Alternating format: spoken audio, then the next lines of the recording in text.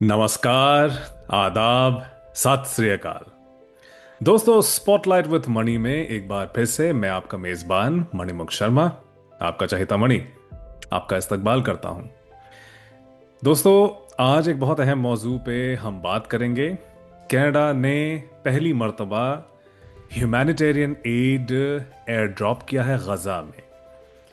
इसका ऐलान आज ग्लोबल अफेयर्स कनाडा की जानिब से फॉरेन मिनिस्टर अनीता आनंद और डिफेंस मिनिस्टर डेविड मैकगिंटी ने एक जॉइंट स्टेटमेंट में ये बात मीडिया के सामने आज रखी है, देश के सामने आज ये बात रखी गई है। पिछले हफ्ते ही कनाडा ने अपने रसद के ट्रक्स भेज दिए थे इसराइल की तरफ, लेकिन इसराइल वहां पर जाने की इजाजत नहीं दे रहा था, इसीलिए जॉर्डन में इनको रखा गया था। आज कहा गया है कि 10,000 किलो रसद एयर ड्रॉप किया गया है पहली बार, और ये एक सिलसिला होगा आने वाले टाइम में, और भी इस तरह के ह्यूमैनिटेरियन एड ड्रॉप्स किए जाएंगे। ये एक बहुत अहम बदलाव आया है कनाडा के रवैये में इसराइल की तरफ, और इस पूरे सिचुएशन जो कि गजा में जो कत्ल गारत का सिलसिला 2023 से चल रहा है, उसमें एक बहुत ये एक अहम डेवलपमेंट है, मैं तो ये कहूँगा। क्योंकि पिछले हफ्ते जो यूरोप की तरफ से सबसे पहले ये बात कही गई कि वो पैलेस्टीनियन स्टेट को तस्लीम करेगा, फ्रांस ने सबसे पहले ये बात कहा कि यूनाइटेड नेशंस जनरल असेंबली में अगले महीने यानी सितंबर को वो एक पैलेस्टीनियन स्टेट को तस्लीम करेगा। उसके बाद बरतानिया ने ये बात कही, लेकिन बरतानिया ने उस पर शरायत भी रखी और कहा कि अगर इजराइल सीज फायर नहीं करता है, टू स्टेट सोल्यूशन की तरफ वो नहीं बढ़ता है, तो शायद बरतानिया तस्लीम कर ले पैलेस्टीनियन स्टेट को। कनाडा ने ऐसा कुछ नहीं कहा, लेकिन उसने पैलेस्टीनियन अथॉरिटी पर कुछ शरायत रखे। कनाडा ने कहा पिछले हफ्ते कि वो तस्लीम करेगा अगले महीने सितंबर में ही यूनाइटेड नेशंस जनरल असेंबली में। It will recognize the Palestinian state provided the Palestinian Authority sticks to certain conditions, कि वो 2026 में एक जनरल इलेक्शन वो करेगा, और इन इंतखाबात में हमस शिरकत नहीं कर पाएगा। There will be no role absolutely for Hamas, और जो है डीमिलिटराइजेशन भी होना पड़ेगा पैलेस्टीनियन टेरिटरीज में, और बेसिकली कहा कि अमन कायम होना बहुत ज़रूरी है और ये डेमोक्रेटिक प्रोसेस बनना बहुत ज़रूरी है। एक बार फिर से हमास का उन्होंने कोई रोल इसमें नहीं देखा है, उन्होंने ये बात वाजे कर दी है। अब क्योंकि ब्रिटेन के रोल पर कुछ सवाल उठ रहे थे मीडिया में, पिछले हफ्ते जब मीडिया ने पूछा, 10 डाउनिंग स्ट्रीट की तरफ से ये जवाब आया कि हमास को वो वीटो नहीं दे सकता है इस पूरे प्रोसेस को डिरेल करने के लिए। यानी एक तो हमास का रोल खत्म करना पड़ेगा गजा में, और दूसरा हमास अगर, ये हम समझ सकते हैं कि हमास अगर जो हॉस्टेजेस हैं इनको रिहा नहीं भी करता है, फिर भी बरतानिया आगे बढ़ जाएगी और तस्लीम करेगी पैलेस्टीनियन स्टेट को। अब यूनाइटेड स्टेट्स ने तो गुरुवार को ही प्रेसिडेंट डोनाल्ड ट्रंप साहब ने ट्रूथ सोशल में जाकर के ऐलान कर दिया कि क्योंकि कनाडा ने पैलेस्टीनियन स्टेट को तस्लीम कर दिया है या फिर करने का फैसला लिया है, अब कनाडा के साथ हम मुआहदा कर नहीं सकते, कोई ट्रेड डील हो नहीं सकता है, और कनाडा पर टैरिफ्स लागू हो जाएंगे जो कि लग चुके हैं कनाडा पर। और अब क्या ये बढ़ेंगे वो कहना थोड़ा सा मुश्किल है, लेकिन कनाडा ने भी अब ऐलान कर दिया है, या फिर एटलीस्ट अपना इंटेंट तो जाहिर कर ही दिया है कि वो यूनाइटेड स्टेट्स की धमकियां अब बर्दाश्त नहीं करेगा। उसने यूरोप के साथ जा करके अपना स्टैंड दिया है और उनके साथ खड़े रहने का फैसला अब कर दिया है।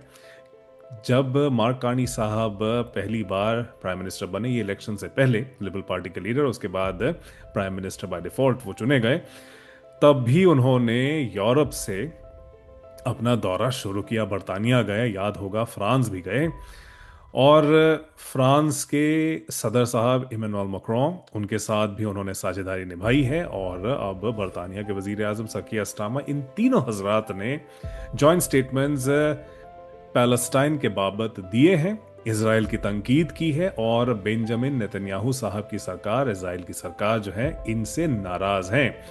बहुत तू तू मैं भी हुई है सोशल मीडिया पर। लेकिन अब इसराइल, आप कह सकते हैं कि वो घिरता जा रहा है।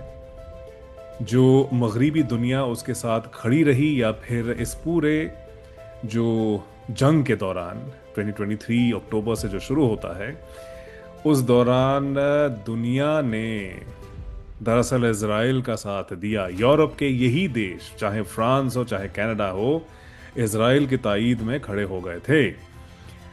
लेकिन अब इस स्टैंड पर बने रहना बड़ा मुश्किल हो गया है, क्योंकि जो एक यूनाइटेड नेशंस ने भी कहा है कि वहां पर तो भुखमरी है, गजा में जो है ह्यूमैनिटेरियन एड बटोरने की कतारें जो हैं, वहां पर खड़े खड़े लोगों पर हमला किया गया है, बच्चे मारे गए हैं, न्यूट्रिएंट्स का इंतजार कर रहे थे और इजरायली हमले में मारे गए।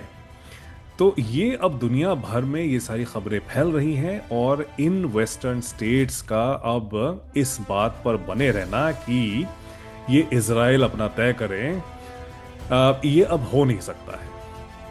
अब इसमें कुछ सियासत भी है, क्योंकि यूनाइटेड स्टेट्स के साथ जिस तरह से इन यूरोपीय देशों का जो है नाता खराब हुआ है, रिलेशनशिप उनका खराब हुआ है, कनाडा का खास करके, तब उनको लगा है कि अगर यूनाइटेड स्टेट्स उनके साथ खड़ा है तो फिर हम तो अब बाकी दुनिया, बहुत सारे ऐसे देश रहे हैं जिन्होंने बहुत पहले से ये कहा था कि इजराइल जो कर रहा है, जो कत्ल गारत वो कर रहा है,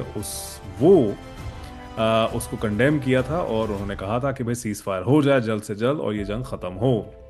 लेकिन बाकी, खास करके मगरिबी दुनिया ने साथ नहीं दिया था। लेकिन अब ये मेजर प्लेयर्स हैं, नेटो एलाइज भी हैं, ये अब अगर कह रहे हैं कि हम पैलेस्टीनियन स्टेट को तस्लीम करेंगे, मतलब ये बहुत अहम बात कर रहे हैं। हिंदुस्तान के बारे में भी बात कही जा रही है कि हिंदुस्तान लगातार इरेलेवेंट होता जा रहा है इंटरनेशनल पॉलिटिक्स में, और वो कोई स्टैंड नहीं ले पा रहा है। इसके बावजूद अमेरिका के जो है उनके सदर साहब डोनाल्ड ट्रंप साहब, वो अभी भी सख्ती से पेश आ रहे हैं हिंदुस्तान के साथ। तो क्या हिंदुस्तान को भी नए सिरे से अपने इस रिलेशनशिप के बारे में सोचना चाहिए यूनाइटेड स्टेट्स के साथ, और ग्लोबल कम्युनिटी में किस तरह से वो अलग थलग पड़ गया है, उसके बारे में शायद सोचने की जरूरत है। बहरहाल ये एक अलग मौजू है, कभी और हम इस पर चर्चा करेंगे। लेकिन आज कनाडा के बारे में हम बात कर रहे हैं। कनाडा में बहुत से अंदरूनी डिमांड्स चल रहे हैं काफी टाइम से कि कनाडा एक सख्त रवैया अपनाए इसराइल की तरफ। साबिक वजीर आजम जस्टिन ट्रूडो साहब ने कुछ ऐसे स्टेटमेंट्स दिए भी थे जिससे नेतन्याहू साहब के साथ उनके ताल्लुकात खराब हो गए थे। एक लिबरल पार्टी का डेलीगेशन गया भी था पिछले साल, वहां जाकर के जो है तेल अवीव में जाकर के एंथनी हाउस फादर साहब, लिबरल पार्टी के एमपी, उन्होंने तो अपने वजीर आजम की ही तनकीद कर दी थी। उन्होंने कहा था कि अगर मैं जस्टिन ट्रूडो साहब की जगह होता तो मैं शायद ये बयान नहीं देता। इस तरह से उन्होंने अपने ही देश, अपने ही नेता के खिलाफ, अपनी ही सरकार के खिलाफ बयान दे दिया था। अब ऐसा नहीं लग रहा है। मार्क कार्नी साहब को समझा जा रहा था कि वो कुछ मामलों में कंजर्वेटिव ख्यालात रखते हैं, लेकिन अब लग रहा है कि इस मामले में आखिरकार मुंह खोलना पड़ा है, और अगर रसद भी भेजा है, मतलब ये एक इफेक्टिव, एक कॉन्क्रीट स्टेप आप कह सकते हैं, इस दिशा में कनाडा ने उठा लिया है। तनकीद भी हुई है, लेकिन उस तरह से नहीं हुई है जितना ट्रूडो साहब की होती थी। मैं देख रहा था कुछ ऐसे मज़ामीन लिखे गए हैं नेशनल पोस्ट जैसे अखबारों में, इसमें कहा गया है कि कनाडा दरअसल हमस के लिए जो है आसान कर रहा है कि वो मिडल ईस्ट में एक फैक्टर बन जाए, जिस तरह से वो इसराइल के खिलाफ लगातार बयान दे रहा है, यानी कनाडा की सरकार दे रही है बयान। लेकिन उनके हक में भी बहुत सारे ऐसे मज़ामीन लिखे गए हैं। तो अब कनाडा का शायद ये एक पुख्ता स्टेप होगा, क्योंकि अगले महीने यूनाइटेड नेशंस जनरल असेंबली में कनाडा ने अपना इरादा बना लिया है कि वो तस्लीम करेगा पैलेस्टीनियन स्टेट को। इजराइल ने खुलकर बहुत कुछ नहीं बोला, हालांकि उन्होंने ये जरूर कहा था कि भैया आप तो हमास के हाथ मजबूत कर रहे हैं। ये तो काफी टाइम से बोला जा रहा है, आज खासा कोई बयान मैंने देखा नहीं है। अब इजराइल का रद्द अमल क्या होगा वो देखना बाकी है, लेकिन यूनाइटेड स्टेट्स के साथ तो कनाडा ने अब कह दिया है कि आप टैरिफ लगाइए, कुछ करिए, लेकिन हम अपनी फॉरेन पॉलिसी में तब्दीली तो नहीं लाएंगे। क्या एक और धमकी आएगी डोनाल्ड ट्रंप की तरफ से, वो कहना थोड़ा सा मुश्किल है। देखिएगा, कल अगर कोई नया अपडेट आता है तो ज़रूर हम आपके साथ साझा करेंगे। आज के लिए दीजिए इजाज़त। हमारे चैनल को सब्सक्राइब करें, हमारे वीडियोस अगर आपको पसंद आ रहे हैं उनको लाइक करें, शेयर करें, ज़्यादा से ज़्यादा लोगों में आप हमारी आवाज़ को, हमारी बात को पहुंचाएं। कनाडा की खबरें हिंदुस्तान और बाकी दुनिया के साथ हम ऐसे ही साझा करते रहेंगे और हिंदुस्तान की खबरों पर भी इसी तरह से नज़र मारते रहेंगे। कैसा लग रहा है प्रोग्राम, हमारे वीडियोस कैसे लग रहा है, चैनल कैसा लग रहा है, हमारे कमेंट्स में जाकर के आप ज़रूर हमें बता सकते हैं। इजाज़त दीजिए, बहुत शुक्रिया।